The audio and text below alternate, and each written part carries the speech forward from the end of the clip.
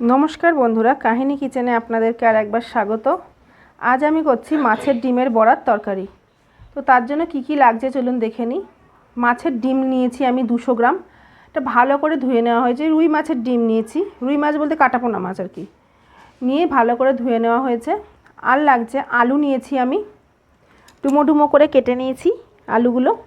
একটা বড় সাইজের টমেটো নিয়েছি, আর দুটো বড় বড় পেঁয়াজ কুচি করে নিয়েছি।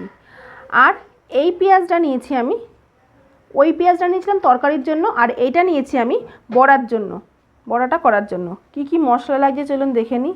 প্রথমেই লাগছে লবণ, চিনি, হলুদ, লঙ্কার গুঁড়ো, ধনে গুঁড়ো, জিরে গুঁড়ো, আদা রসুনের পেস্ট, টক দই আর কাশ্মীরি লঙ্কার গুঁড়ো। আর মেন যেটা সেটা হচ্ছে খই।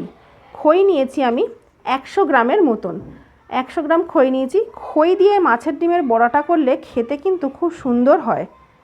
তো চলুন দেখা যাক কিভাবে আজকে মাছের ডিমের বড়া করা হয়।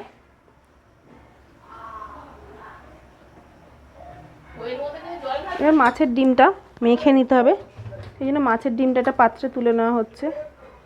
মাছের ডিমটা মাখবে আমার বদ্দি ভাই। এবার ওর মধ্যে আমি ডিমটা দিয়ে দিলাম, এবার পেঁয়াজটা দিয়ে দেওয়া হবে।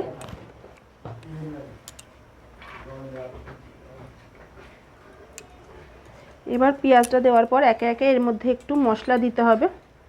আমি এতে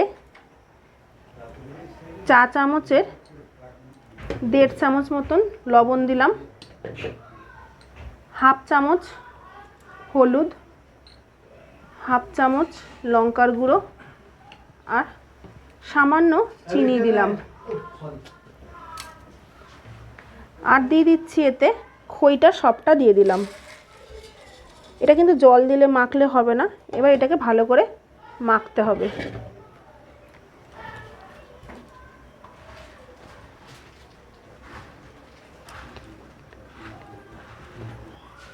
এটা ভালো করে মাখানো হয়ে গেছে। এবার এটাকে আমি কড়াতে তেলে বড়া করে করে ভাজবো। তেলটা আমি বসিয়ে দিয়েছিলাম কড়াইটা, গ্যাসটা অন করে। এবার আমি তেলটা গরম হয়ে গেছে, এবার এর মধ্যে আমি বড়াগুলো দিয়ে দেবো এক এক করে। গ্যাসটা এখন একদম কমিয়ে রেখেছি। আমার ভিডিও যদি আপনাদের ভালো লেগে থাকে তাহলে অতি অবশ্যই লাইক, কমেন্ট, শেয়ার করবেন, আর অবশ্যই সাবস্ক্রাইবটা করবেন। আর কেউ প্রথম স্কিপ করে যাবেন না, পুরোটা দেখবেন, এটা অনুরোধ করছি আপনাদের। একটু মিডিয়াম সাইজের বড়া করছি, বেশি বড় করছি না, কারণ আমাদের তো বাড়িতে অনেক লোক।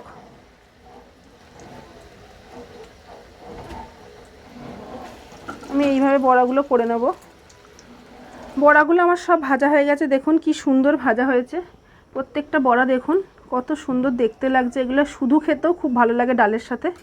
এবার আমি কড়াইতে ওই যেই তেলটায় বড়া ভাজলাম ওই তেলটাতেই আমি এবার রান্নাটা করব। প্রথমে আমি কড়াইতে আলুগুলো ভেজে নেব।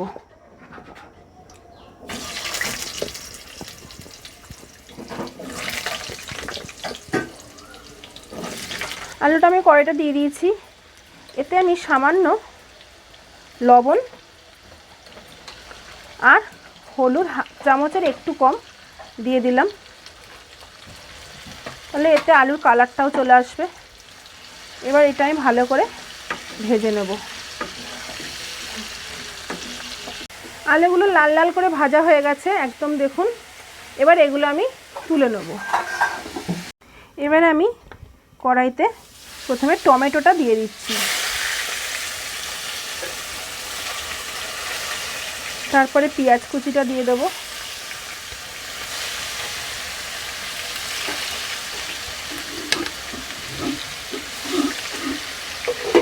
আদা রসুনের পেস্টটাও দিয়ে দেবো, তা নাহলে গন্ধ বেরোবে আদা রসুনের।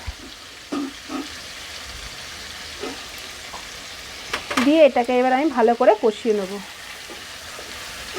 পেঁয়াজটা ভাজা হয়ে গেছে, দেখুন পেঁয়াজ, আদা, রসুন সবই ভাজা হয়ে গেছে। ব্রাউন ব্রাউন কালার এসে গেছে পেঁয়াজের,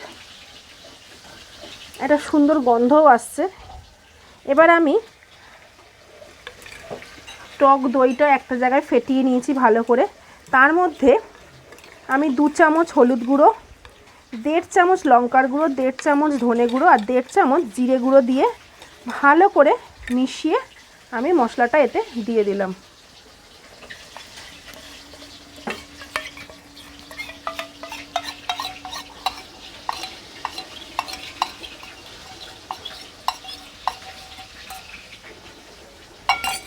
দিয়ে এটাকে এবার আমি ভালো করে বেশ 3-4 মিনিট গ্যাসটাকে মিডিয়ামে করে দিয়ে 3-4 মিনিট ভালো করে এটা কষাবো, যতক্ষণ না এটা ভালো করে কষছে। আর এতে আমি এবার দিয়ে দেব স্বাদ অনুযায়ী চিনি, লবণ। লবণটা আমি যার যার স্বাদ যেহেতু যেরকম, তো লবণটা আমি এই চা চামচের 1.5 চামচ মতন দিলাম। আর চিনিটা আমি চা চামচের 1 চামচ দিচ্ছি। আর কাশ্মীরি লঙ্কার গুঁড়োটা নিয়েছিলাম চা চামচের 2 চামচ, 2 চামচই আমি দিয়ে দিচ্ছি। দিয়ে এটাকে এবার আমি ভালো করে কষাবো। দেখুন কালারটা খুব সুন্দর এসে যাচ্ছে। এবার এটাকে আমি মিনিট 3-4 ভালো করে কষাবো। মশলাটা ভালো করে কষানো হয়ে গেছে।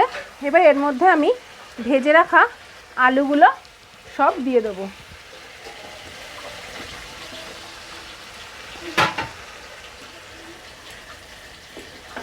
এবার আলুগুলো আমি দিয়ে আরও 2-3 মিনিট ভালো করে কষাবো।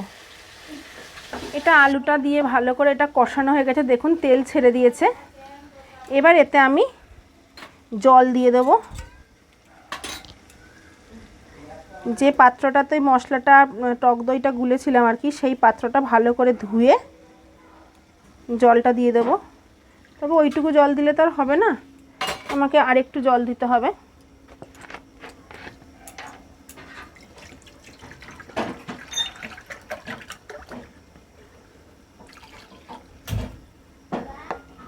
এটাতে মোটামুটি আমি 3 কাপ মতন জল দিলাম। দিয়ে এটাকে আমি গ্যাসটাকে এবার মিডিয়ামে রেখে এটাকে আমি এবার ফুটতে দেব। 3 থেকে 4 মিনিট কি 5-6 মিনিট মতন ফুটবে। তারপরে আমি বড়াটা অ্যাড করব। এবার এটাকে আমি খুলে দিলাম।